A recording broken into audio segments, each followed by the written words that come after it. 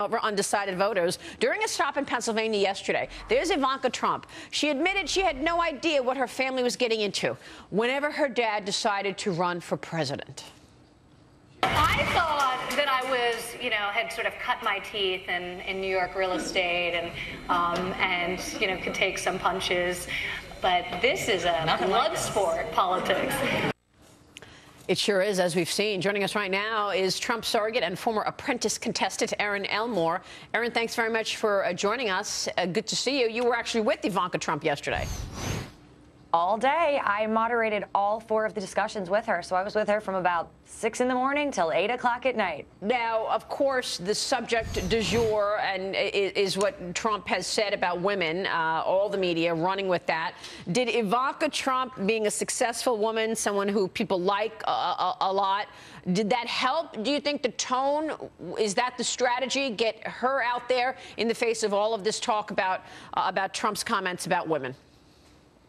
This visit to Pennsylvania was planned for several months, so we knew it was coming. I obviously was very excited for it, but just traveling across the Philadelphia region in Pennsylvania, Ivanka is so well-liked nationally, but Pennsylvania is still really fired up for Donald Trump. She really transcends both parties, being such an inspiring working mother, a philanthropist, a businesswoman, and now out in the political campaign. She's just so well-liked, and she's really just a lovely individual who's so down to earth. And after spending this whole day meeting people from the state, she said, all right, I'm going to go home and bake my son a birthday cake. Oh. How real of a woman is that? That is great. And by the way, even Hillary Clinton said that's the one thing she likes about Donald Trump, her kids. I want to get the ladies' take at the table. What do you think about that, ERIN? Well, I have a lot of thoughts right now, and one of them is I believe that the discourse has become so vitriolic, whether it's the liberal media, social media, when you're just walking down the street, people are so vitriolic and so angry that I feel like a lot of independent voters and even Republicans and Democrats that are crossing over to the Republican side have sort of gone into hiding. So the poll numbers might be down, but I really still think that there's a lot of closet supporters of Donald Trump because the discourse has just become so vitriolic. And meanwhile, all the things that Hillary Clinton is doing wrong, and whether it's insulting the Catholics or the scandals over her emails that just keep on growing and growing and growing, right. How you can even vote for her, it's almost crazy. And those things just get swept under the rug. Instead, we're going to talk about alleged comments that Donald Trump made 11 years ago. That's not alleged. Right. And then one thing that we're not going to do is we're not going to have this dominate without looking at the other side. What did you want to say, Ding? No, they weren't alleged. He said them. He said them. They're on an open mic. Right. ERIN, just to correct that, like those aren't this isn't something someone said. Oh, he said that and repeated it.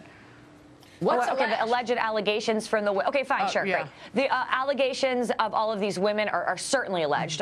Yeah. Okay, I gotcha. Okay. So WikiLeaks released another batch of emails from the Clinton campaign and its chairman, John Podesta, yesterday. One of these emails highlighted a speech that Clinton never gave in the summer of last year on her email scandal. It took a much more apologetic tone than she had previously taken at the time. From Saudi Arabia so they could get guns. Is that just no big deal either, right? This is just so corroborating and pay for play. It's insane. Yeah. Well, it's obviously incredible what we've learned from these emails. But the question now is, with 25 days to go, is that going to resonate as much as it has been resonating with these new allegations around Donald Trump? What does he need to do to keep to message and keep the focus there? ERIN? Oh, yeah. What's his plan going into the debate next week? Spending the day yesterday with Ivanka and seeing how, the American people, and especially people of the swing state of Pennsylvania, reacted to her, she's an amazing person to have out there campaigning for him. She's absolutely wonderful and really resonates with both parties and independents. So she's a great step. And I think Donald Trump has to just stay on message and continue to discuss his policies and how Hillary Clinton has literally had nothing to stand on for the last 30 years other than scandal and pay for play and lies and lies and lies and lies piled on top of lies.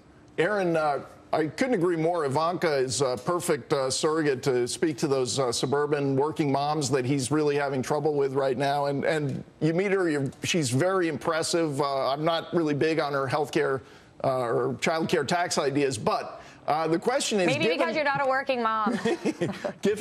given her skills, her talents, the impressive presentation she makes, are we going to see more of her? Do you, looking at the upcoming, you've got a month here. She hasn't been out a lot. Is part of the plan to get her out there in those collar counties around Philly more, out to suburban areas in different states?